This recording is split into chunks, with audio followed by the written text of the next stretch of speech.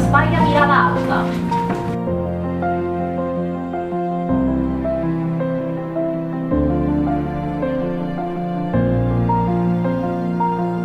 Abans de trencar-me, haig de buscar una sortida.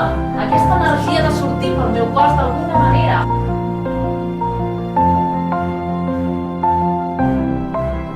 Totes queden callades, retraídas. No sé muy bien por qué. Pero las hay también que vuelven